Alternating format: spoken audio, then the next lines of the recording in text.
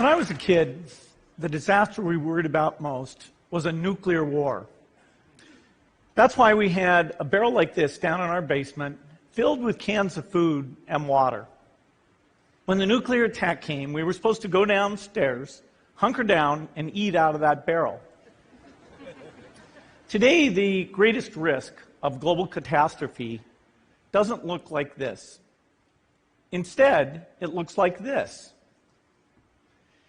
If anything kills over 10 million people in the next few decades, it's most likely to be a highly infectious virus rather than a war. Not missiles, but microbes. Now, part of the reason for this is that we have invested a huge amount in nuclear deterrence, but we've actually invested very little in a system to stop an epidemic. We're not ready for the next epidemic. Let's look at Ebola. I'm sure all of you read about it in the newspaper. Lots of tough challenges. I followed it carefully through the case analysis tools we use to track polio eradication. And as you look at what went on, the problem wasn't that there was a system that didn't work well enough. The problem was that we didn't have a system at all. In fact, there are some pretty obvious key missing pieces. We didn't have a group of epidemiologists ready to go who would have gone, seen what the disease was, see how far it had spread. The case reports came in on paper. It was very delayed before they were put online, and they were extremely inaccurate. We didn't have a medical team ready to go. We didn't have a way of preparing people.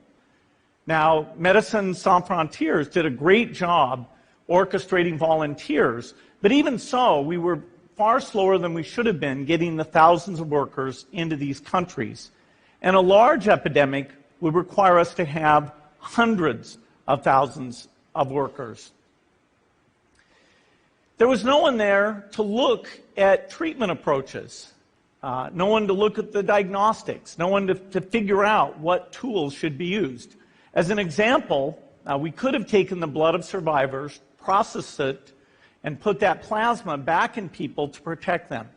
But that was never tried.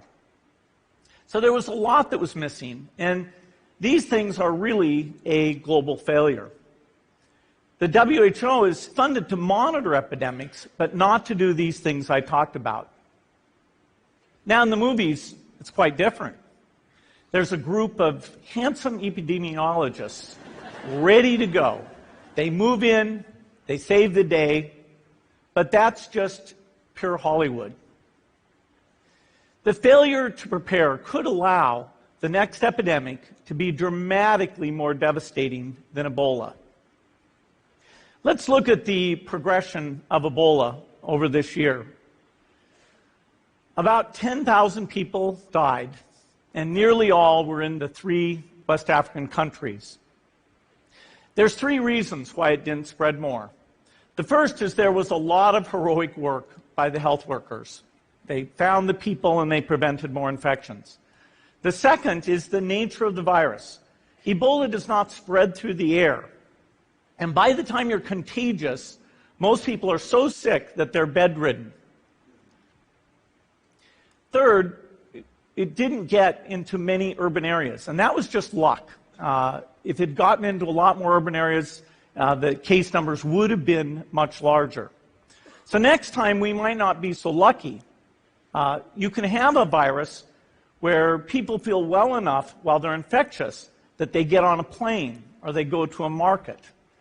The source of the virus could be a natural epidemic like Ebola, or it could be bioterrorism.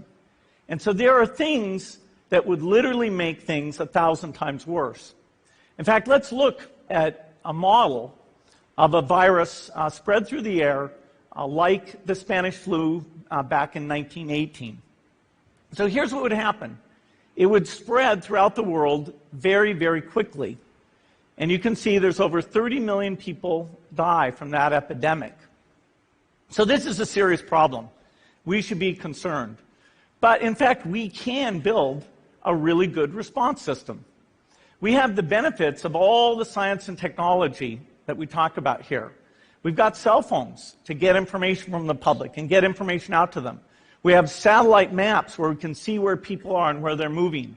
We have advances in biology that should dramatically change the turnaround time to look at a pathogen and be able to make drugs and vaccines that fit for that pathogen.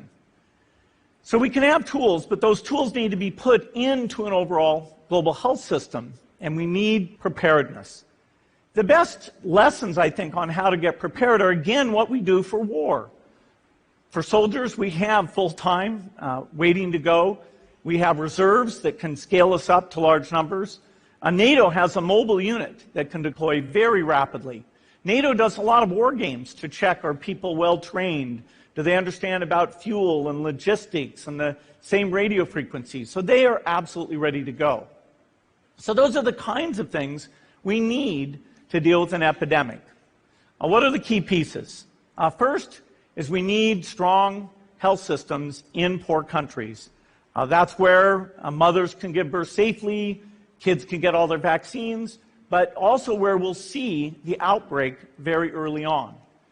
We need a medical reserve corps, lots of people who've got the training and background who are ready to go with the expertise.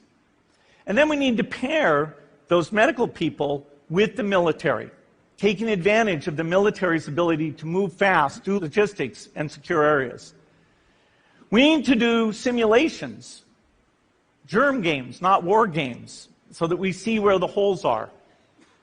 The last time a germ game was done in the United States was back in 2001, and it didn't go so well.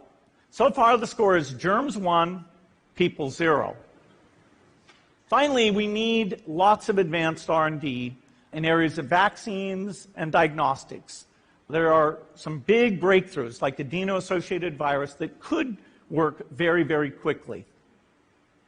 Now, I don't have an exact budget for what this would cost, but I'm quite sure it's very modest compared to the potential harm. The World Bank estimates that if we have a worldwide flu epidemic, global wealth will go down by over $3 trillion, and we'd have millions and millions of deaths.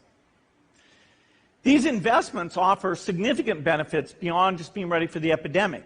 The primary health care, the R&D, those things would reduce global health equity and make the world more just as well as more safe. So I think this should absolutely be a priority.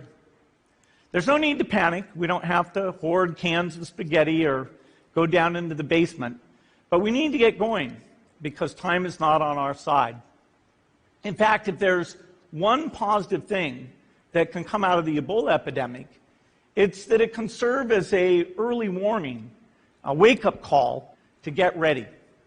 If we start now, we can be ready for the next epidemic. Thank you.